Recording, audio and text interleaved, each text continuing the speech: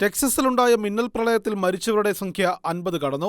ടെക്സസിലെ പ്രശസ്തമായ hill കൺട്രിയിലെ camp mystic എന്ന summer ക്യാമ്പിൽ നിന്നും മിന്നൽ പ്രളയത്തിൽ കാണാതായ 27 പെൺകുട്ടികളെക്കുറിച്ച് ഇപ്പോഴും ഒരു വ്യക്തതയുമില്ല. രക്ഷാപ്രവർത്തകർ തിരച്ചിൽ ഊർജിതമായി തുടരുകയാണ്. ഗാഡലൂപ്പ് നദി വെറും 3 മണിക്കൂറിനുള്ളിൽ 2.3 മീറ്ററിൽ നിന്നും 9 മീറ്റർ വരെ ഉയർന്ന് ഒഴുകുകയായിരുന്നു.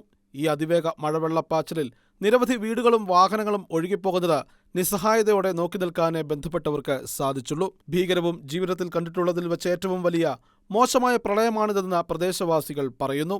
എല്ലാം തകർന്നുപോയതായും നേരത്തെ തന്നെ മുന്നറിയിപ്പുകൾ ലഭിച്ചിരുന്നുവെങ്കിൽ വലിയ നാശം ഒഴിവാക്കാൻ സാധിക്കുമായിരുന്നുവെന്നും നാട്ടുകാർ വ്യക്തമാക്കുന്നു.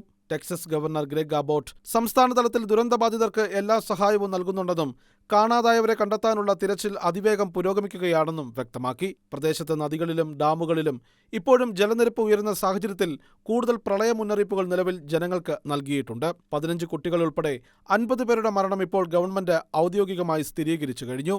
100 കണക്കിന് ആളുകളെ കാണാനില്ലാത്തതിന്റെ പശ്ചാത്തലത്തിൽ മരണസംഖ്യ ഇനിയും ഉയരുവാനുള്ള സാധ്യത ഏറെയാണ് വിലയിരുത്തപ്പെടുന്നത്. International desk, Shekinah news.